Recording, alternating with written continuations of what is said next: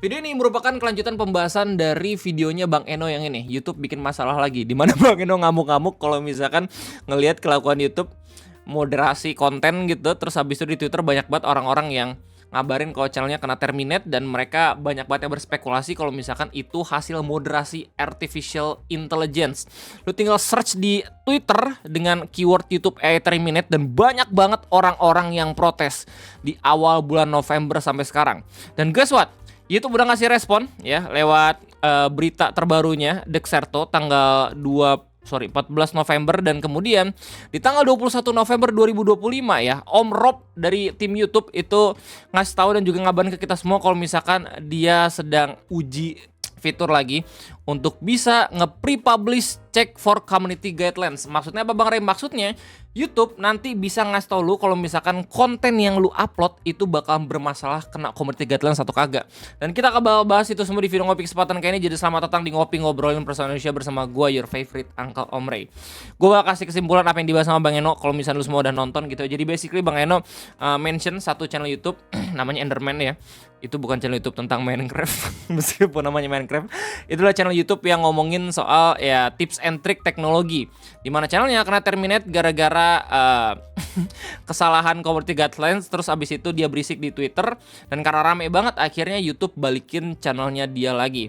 Cuman dalam videonya yang terbaru ya, Enderman, dia bilang kalau misalnya kita kalah gimana meskipun channel YouTube-nya balik lagi, kalah karena banyak banget bukti kalau misalkan YouTube moderation itu benar-benar mengarah menggunakan artificial intelligence. Jadi bakal sangat amat merepotkan untuk beberapa kreator-kreator yang kedetek secara otomatis. Apalagi buat lu semua yang biasa buat konten tapi nggak nampilin muka, itu sangat amat berbahaya dan bakal dimoderasi sama AI-nya YouTube gitu ya, sebagai channel yang mengandung spam.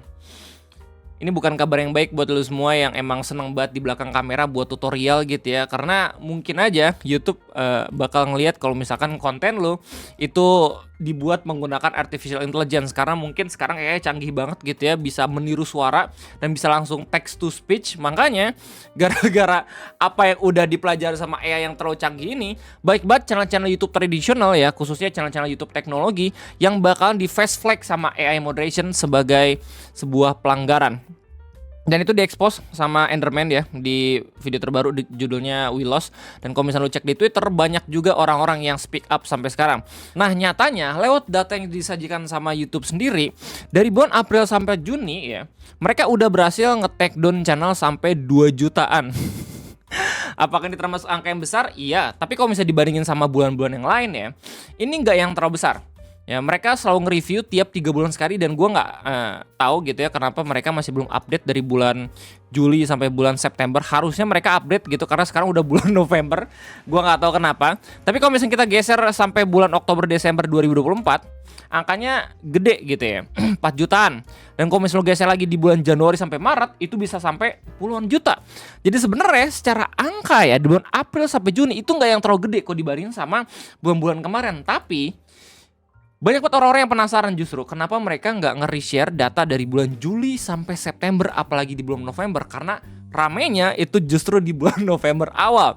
Nah, tanggal 14 November 2025 YouTube ngasih respon terkait adanya permasalahan banyak banget content creator yang ngamuk-ngamuk di Twitter. Karena mungkin salah satu solusi yang bisa dilakukan sama lu ketika channel lu tuh kena terminate itu lu berisik di Twitter. Dan ada indikasi kalau misalnya lu berisik, jorok buat ini. Dan kalau misalkan lu channelnya ke terminate, ada indikasi kalau misalkan lu berisik di Twitter dan itu rame banget sampai mengundang image jelek ke YouTube, channel lu bakal balik lagi. Nah, lewat berita ini, mereka masih pede dengan bilang kalau misalkan ya sistem moderasi kita baik-baik aja. Justru mungkin konten kreator yang tidak update terkait informasi dan juga peraturan terbaru YouTube. Permasalahannya gini coy, buat gue sebagai konten kreator, ini agak sedikit bermasalah. Bukan sedikit lagi, bahkan ini sangat amat bermasalah. Kenapa begitu? Karena aturan itu bisa diupdate sama mereka. Video-video lama konten kreator itu gak bisa diupdate dengan aturan terbaru mereka gitu. Jadi kalau misalnya pada akhirnya ada aturan yang tiba-tiba ngebuat video lama itu nggak diperbolehkan ada di YouTube ya, justru kayak kasih spare aturan kayak biar sengaja itu ya cuman dihapus doang, kagak yang sampai di terminate channel YouTube-nya, karena nggak semua video-video lama itu bisa diupdate sama kreatornya mengikuti aturan-aturan terbaru gitu loh. repot, apalagi kalau misalnya buat lu semua yang channel YouTube terus habis itu udah punya banyak banget ribuan video gitu ya. Masa ya tiap kali ada aturan terbaru kita harus update dari video pertama sampai sekarang, kan nggak lucu gitu loh.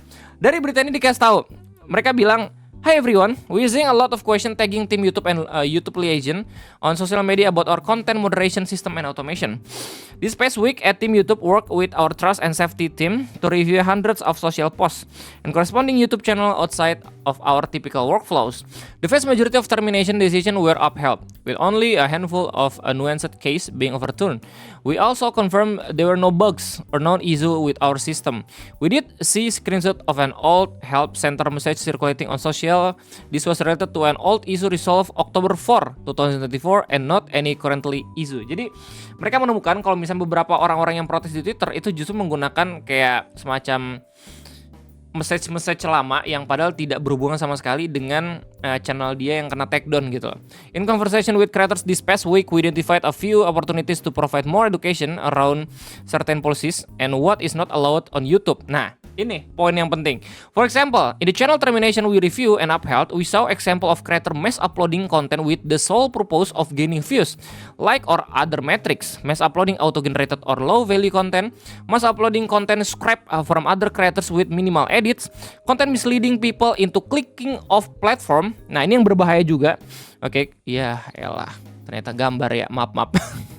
Content that would add shocking violence at the end of the otherwise cute or animated video, and other such content that violates or spam deceptive practice and scam policies. Jadi gini, ada beberapa permasalahan yang mereka ungkit yang pengen gue komentarin. Yang pertama, content misleading people into clicking off platform. Ini udah diomongin juga sama Bang Eno, udah dibawa juga topiknya sama Bang Eno. Jadi ini sangat amat merugikan untuk beberapa channel YouTube yang ngebahas tentang sesuatu, kayak misalkan gua nih di video ngopi, atau misalkan Bang Eno di konten seputar internetnya. Jadi kita pengen seenggaknya tuh ngasih tahu sumber pembahasan video kita tuh dari mana. Tapi ternyata ini berpotensi bisa membahayakan channel kita sendiri. Makanya gara-gara gue tahu kabar ini di jam 6 pagi ya, gue langsung ngapusin setiap link yang biasanya ngasih tahu ini gue dapat beritanya dari mana, karena takutnya sama YouTube dikira itu konten misleading people into clicking off platform. Dan sampai sekarang gue masih repot ya, kenapa begitu? Karena di trailer kocak banyak banget link-link yang biasanya gue taruh, yang gue sematin gitu, karena gue menghormati setiap content creator atau orang-orang yang punya video gitu ya, ketika videonya gue pakai di trailer kocak. Dan itu banyak banget, hampir semua ya. Jadi yang channel pertama wallahu alam lah, untuk channel kedua coba bisa gue selamatin gitu loh. Nah, terus di sini dikasih tahu, as always the process to appeal a channel termination is available directly into YouTube Studio. Of course, team YouTube will do their best to help flag potential widespread issue or broader feedback, like we did this past week. Note, our team only review one appeal per channel. If you continue to repeatedly appeal after that, you receive an automated email response pointing you back to the original email. Nah, di kalimat ini YouTube basically ngasih tahu kalau misalnya channel lu kena terminate atau channel lu kehapus gitu ya, lu cukup nge-appeal sekali aja, jangan berkali-kali. Karena YouTube bakal coba buat nge-review dalam kali pertama lu nge-appeal, kalau misalnya berkali-kali itu bakal masuk ke kotak spam katanya. We also provide answer to top question around the channel termination appeal process below to help ensure creators know the best way to get help if they believe it was a mistake. Orang-orang tahu kalau misalnya channel lu bermasalah, tinggal berisik aja di Twitter sebenarnya. Nah, kabar terbaru itu gue dapat di tanggal 21 November 2025 ya, di postingan support Google, di mana YouTube itu lagi-lagi mencoba untuk ngebuat fitur baru yang namanya pre-publish checks for community guidelines. Jadi sebelum lu bisa ngupload ya dan juga ngerilis video YouTube nanti bakalan punya sistem di mana mereka bakal nge-cross check apakah videonya itu punya potensi kena community guidelines atau kagak. Apakah ini solusi dari apa yang mereka kasih tahu sebelumnya? Ini agak sedikit lucu, soalnya mereka di berita ini ya optimis kalau misalnya ini bukan salah sistem mereka. Tapi di tanggal 21 November mereka justru kayak seakan-akan buat kayak semacam fitur baru yang pengen bikin permasalahan ini nggak terjadi gitu loh. Namanya pre-publish checks for community guidelines ya. Jadi Om Rob tim YouTube bilang, we know how much effort you put into your content and that sometimes community guidelines violation are unintentional. To help you avoid the frustration of a removal or strikes, we've been testing a new feature that checks for some community guidelines violation in the video upload flow. Similar to copyright and advertiser friendly guidelines check. Jadi apa bedanya sama fitur dolar merah anjir? Gue yakin ya hampir 95% kreator kalau misalkan videonya sebelum diupload tiba-tiba ada dolar merah, mereka bakal nge-cross check ulang. Jadi buat apa ada fitur di mana orang-orang justru lebih tahu kalau misalkan ini video bakal kena community guidelines gitu loh. Kalau misalkan dari awal udah ada fitur copyright and advertisement friendly, itu bisa menjadi indikasi kalau misalkan video lu itu justru berpotensi kena community guidelines. Ya mungkin bakal ada tambahan-tambahan indikasi gitu ya, kayak misalkan dari deskripsi dan segala macam. Cuman yang lebih resenya lagi adalah bahkan fitur kayak copyright advertiser friendly guidelines saja itu bisa berubah di pertengahan jalan loh. Kayak misalkan waktu dicek awal nggak kenapa-napa dolar hijau, tapi waktu di pertengahan rilis gitu ya, atau tiba-tiba di sehari 2 hari kemudian tiba-tiba langsung berubah lagi statusnya gitu, kayak nggak ada kepastian sama sekali. Ini tiba-tiba ada community guidelines violation. Daripada buat fitur ini, kenapa nggak YouTube buat fitur di mana mereka bisa ngasih keringanan untuk video-video lama yang udah diupload tapi tidak cocok sama aturan yang terbaru? Kenapa nggak kayak gitu? Jadi seenggaknya tuh kreator-kreator lama yang udah berkontribusi untuk ngebuat YouTube itu bisa jadi besar kayak sekarang gitu ya, punya sedikit ruang gitu loh untuk bernapas, biar kreator pun bisa lega gitu dengan moderasi YouTube yang terbaru kayak sekarang ini. Coba kayak gue penasaran nanti bakal kayak gimana ya. We excited to share that we'll be expanding on this experiment to a larger group of creator. Gimana caranya? In the upload flow in the studio, creator with access to this feature will see an initial check for community guidelines in the check section, similar to review for potential copyrighted content.